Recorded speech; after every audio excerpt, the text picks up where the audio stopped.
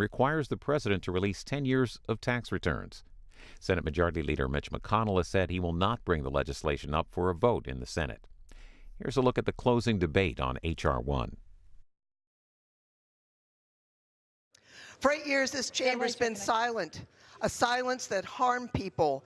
We've allowed measures to reduce people's access to vote, measures that caused the Fourth Circuit to find that African-American voters were targeted with surgical precision, measures that excluded voters on Indian reservations and that wrongfully tried to remove 95,000 naturalized Texans from the rolls. Today, that silence ends. This bill is not for its own sake. This bill is not for its own sake. A member of the U.S. Senate said that H.R. 1 is a power grab. He's right. It grabs power away from the special interests, the elites, the 1%, and gives it to the American people. I tell you plainly what it does. Automatic voter registration to allow 50 million eligible citizens to vote, prohibits deceptive practices, increases access to polls for voters with disabilities, helps states replace outdated voting machines, and requires disclosure of dark money donors, not limiting their speech, but simply asking them to stand by it. These reforms aren't difficult, but they will require courage to make. Mr. Frederick Douglass saw what our democracy was and what our democracy could be and said, where all is plain, there is nothing to be argued. For that reason, I do not argue. But I look forward to joining in doing the will of the people and supporting this bill, and I reserve the balance of my time.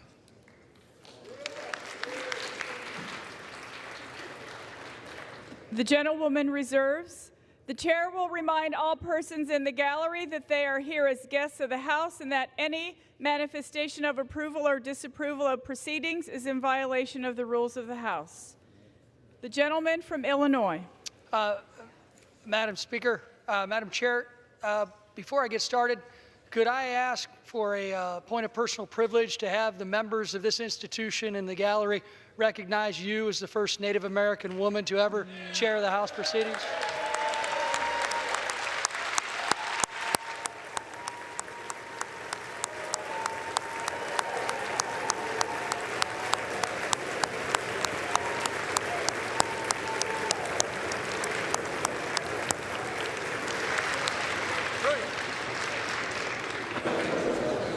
The chair thanks the gentleman from Illinois.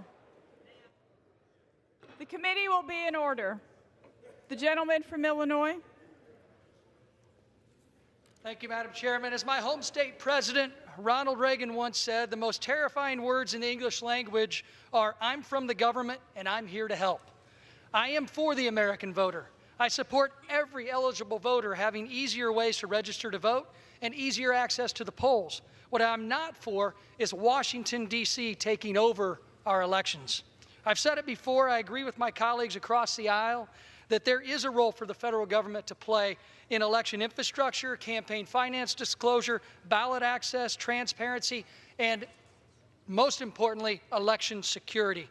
However, H.R. 1 misuses taxpayer dollars, takes power away from the states to administer their own elections, and threatens to limit Americans' constitutional rights.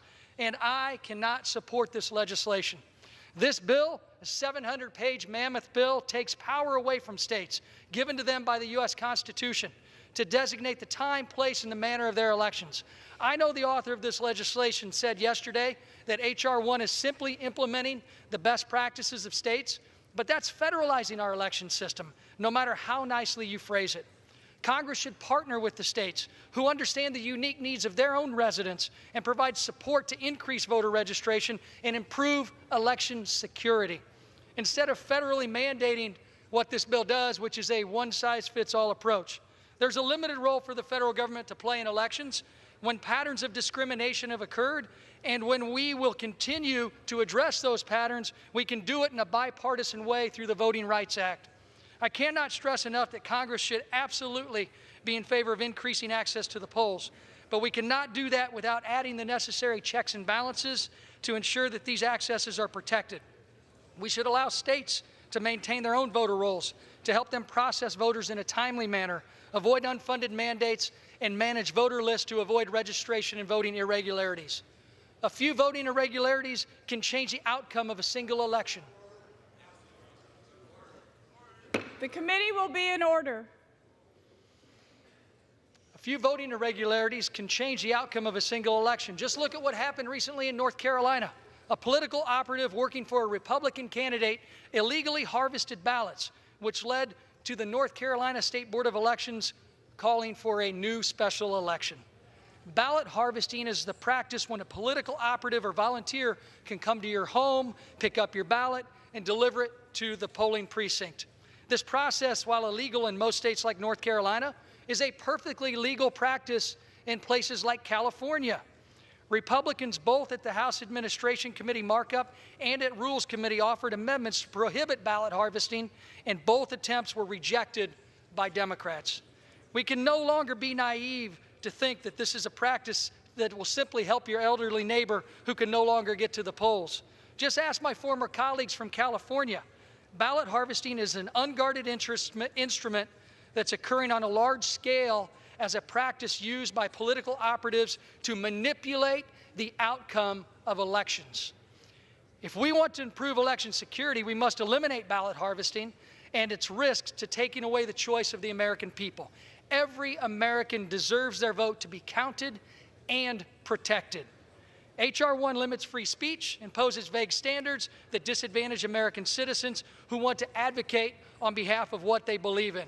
Organizations like the National Right to Life, the Chamber of Commerce, and even the ACLU have spoken out against this bill for that very reason. Every American should be able to speak on an issue that they're passionate about. We also recently received the revised CBO score of H.R. 1, which egregiously underestimated H.R. 1's cost to the taxpayers, because the Congressional Budget Office said they needed more time to develop a comprehensive score. Instead of giving them more time, we're preparing right now to vote on this 700-page bill. My colleagues across the aisle are all about transparency, at least that's what I keep hearing, but I've yet to see it in action, especially when it comes to funding their own campaigns. H.R. 1 is creating public subsidies through the new government match program. For every $200, $1,200 will be going to a politician's campaign. The majority has changed this provision so many times throughout the last couple of weeks. This money will come from the U.S. Treasury through corporate fines and go into this nebulous Freedom from Influence fund. But the bottom line is, it's going into members of Congress's own campaigns. Why are we allocating money to go to politicians when there are so many other causes like transportation, infrastructure, cancer research that our tax dollars, your tax dollars, and the American tax dollars should be funding?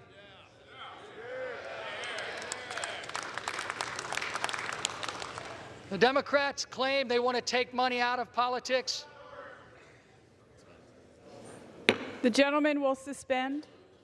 The committee will be in order. The gentleman from Illinois. Thank you, Madam Chair. The Democratic majority claims they want to take money out of politics, but have created a scheme that will, for the first time ever, be legal for members of Congress to take corporate money into their own campaigns. Fired. This is exactly why we need to vote no on H.R. 1. It is a travesty. The gentleman's time has expired.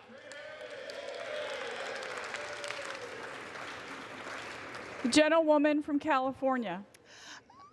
I would be honored to yield 1 minute to the leader of H.R. 1, the author of the bill, the gentleman from Maryland, Mr. Sarbanes. 1 minute.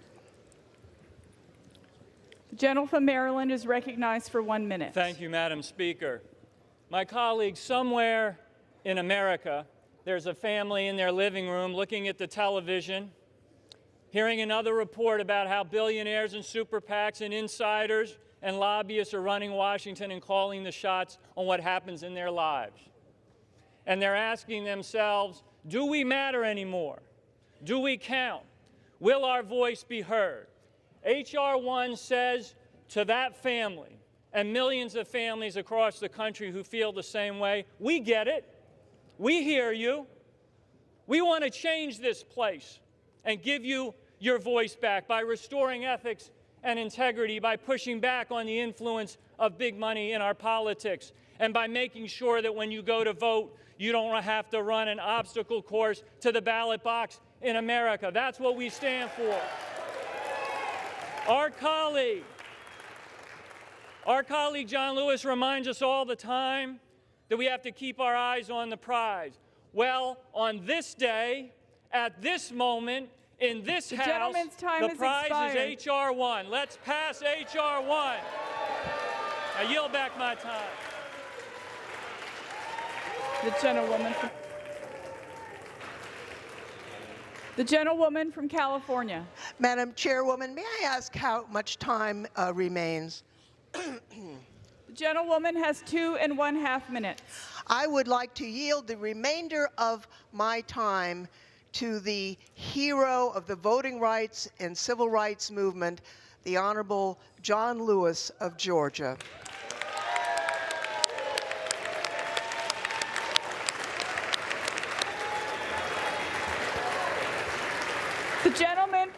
The gentleman from Georgia is recognized. Madam Speaker, I rise in strong support of H.R. 1, and I urge each and every one of our colleagues to support this bill. Madam Speaker, you have heard me say on occasion that the right to vote is precious, almost sacred. In a democratic society, it is the most powerful, nonviolent instrument or tool that we have. In my heart or hearts, I believe we have a moral responsibility to restore access for all of our citizens who desire to participate in the democratic process. Many people marched, protested for the right to vote. Some gave a little blood, others gave their very lives. This weekend, many of our colleagues traveled with us to Alabama, to Birmingham, to Montgomery, and to Selma. They saw the signs in the museums that said white only, color only. They visited the First Baptist Church in downtown Montgomery, where we feared for our lives as the mob waited outside to attack and kill us. They stood on the Edmund Pettus Bridge, crossing the Alabama River, where we were beaten, trampled, tear gassed while attempting to march from Selma to Montgomery to dramatize the need for voting rights. Madam Speaker, you have heard me tell the story before, and you know our work is not finished.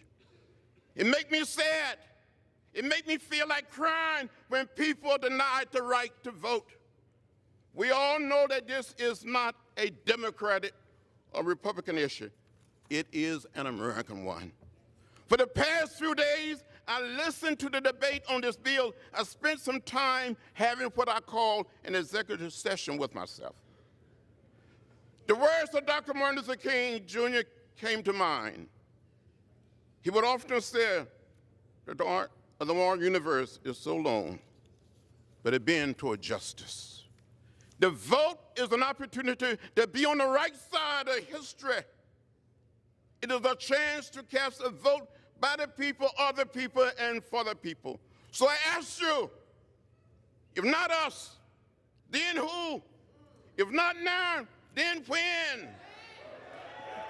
The time has arrived to tear down the barrier to the ballot box. Today, we are able to do our part in this long fight for the very soul of our nation. Let's save our nation and redeem the soul of America. Thank you very much.